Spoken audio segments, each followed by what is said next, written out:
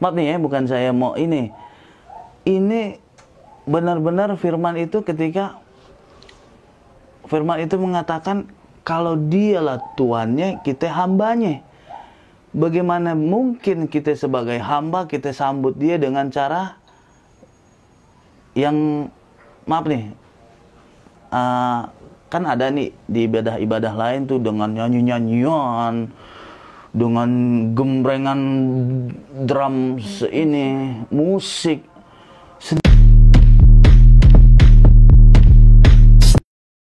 Shalom saudaraku, salam damai sejahtera dalam kasih Kristus. Berjumpa lagi dengan saya, Didi Duli. Kita akan belajar berapologetika bersama-sama di channel ini. Masih berkaitan dengan mualaf dari channelnya Ngaji Cerdas, yang dimana orang-orang yang tampil di dalamnya tidak ada kecerdasan sama sekali mengenai kekristenan. Kali ini ada satu mualaf yang katanya dia dulu ini adalah seorang yang lumayanlah cukup aktif dalam kekristenan. Namun dalam kesaksiannya dia tadi mengatakan bahwa apa yang dilakukan oleh orang Kristen itu tidak sesuai sebenarnya. Karena kita ini adalah hamba dan Tuhan kita adalah Tuan. Namun ketika mereka berdoa kok malah begitulah, main gitar, nyanyi-nyanyi, drum. Sebelumnya mari kita bersama-sama melihat video berikut ini. Saya nggak pernah ngikutin kan, pokoknya begini ya ibadahnya ya. Kok kayaknya deket banget sama Tuhan, apalagi ketika waktu sujud itu seolah-olah, maaf nih ya, bukan saya mau ini benar-benar firman itu ketika firman itu mengatakan kalau dialah Tuannya, kita hambanya. Bagaimana mungkin kita sebagai hamba kita sambut dia dengan cara yang maaf nih, kan ada nih di ibadah-ibadah lain tuh dengan nyanyi-nyanyian, dengan gembrengan drum musik. Sedangkan kita posisi kita hamba. Ketika aneh menghadap dan waktu sujud itu, ini nih yang klik buat hati aneh. Inilah perkataan daripada hamba dan tuannya. Ya kita hamba sebagai manusia. Sebagai manusia itu kita hamba, harus menyembah kepada siapa kita nyembah. Sorry lah ya, kami ini bukan lagi hamba. Jadi kami adalah seorang anak. Hubungan kami lebih dekat karena kami adalah anak.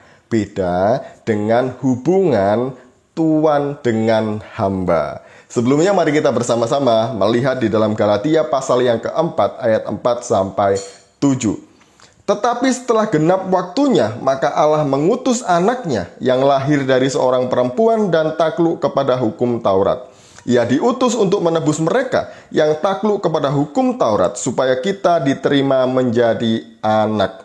Dan karena kamu adalah anak, maka Allah telah menyuruh roh anaknya ke dalam hati kita yang berseru, Ya Aba, Ya Bapa. Jadi, kamu bukan lagi hamba, melainkan anak. Jikalau kamu anak, maka kamu juga adalah ahli-ahli waris oleh Allah.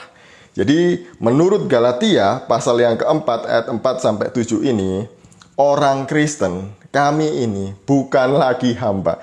Karena Sang Kristus telah mati bagi kami, bagi dosa-dosa kami, bagi pelanggaran kami. Jadi ketika kami menerima Yesus sebagai Tuhan dan Juru Selamat, status kami berubah dari hamba menjadi anak. Dan kalau kami adalah anak, maka kami memanggil Tuhan dengan sebutan Bapa. Jadi hubungan kami adalah Bapa dengan anak. Relasi seorang Bapa dengan anaknya. Dan kami menjadi ahli warisnya karena kami adalah anak-anaknya, ya. Nah, enak mana pertanyaan saya ya? Enak mana hubungan bapak dengan anak atau hubungan tuan dengan hamba? Kalau bapak dengan anak sewaktu-waktu bisa datang tanpa formalitas, tanpa hal-hal yang formal gitu ya, harus pakai pakaian yang begini, nanti jamnya begini, harus posisinya bagaimana, nggak usah. Karena seorang bapak dengan anak. Sama ketika anak saya butuh dengan saya. Seorang anak datang kepada saya kapan saja. Papa, nah dia diskusi, oh ini kok begini Pak, bagaimana caranya? Papa saya perlu ini, dia datang aja, enak. Karena kenapa? Karena dia anak saya. Coba kalau dia adalah hamba saya, nggak bisa dia menemui saya sewaktu-waktu. Dia harus menemui saya dalam waktu tertentu yang sudah ditetapkan. Dia harus dengan posisi sebagaimana dia seorang hamba. Nggak boleh melihat tuannya, menunduk ke bawah sambil merangkak gitu ya. Kalau ketemu pun harus mundur, sama seorang hamba dengan raja gitu ya. Nggak boleh hamba itu melihat wajah raja, nggak boleh. Mundur pun itu harus teratur, nggak boleh membelakangi. Itu hubungan raja dengan hamba, tuan dengan hamba. Biasanya tuan dengan hamba itu butuh perantara gitu ya. Makanya nggak bisa sendirian datang. Makanya harus sujud-sujud. Kami nggak perlu. Kalaupun sujud, ya biasa aja gitu ya. Nah, sebagai hubungan bapak dengan anak, enak. Kapan aja menghadap boleh, perlu apa saja tinggal bilang, curhat boleh. Karena seorang anak sedang menghadap bapaknya. Jadi enak mana Pak?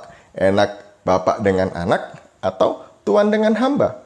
Makanya orang Kristen itu ibadahnya santai, pakai musik. Itu semuanya bukan untuk kesenangan kami, untuk menyenangkan hati Tuhan, untuk menyembah Tuhan, untuk memuji Tuhan.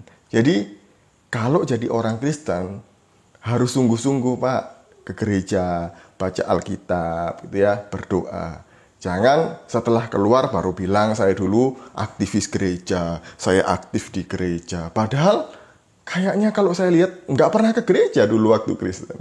Sekian dari saya, semoga ini menjadi berkat bagi kita. Shalom, salam waras, Tuhan Yesus memberkati kita.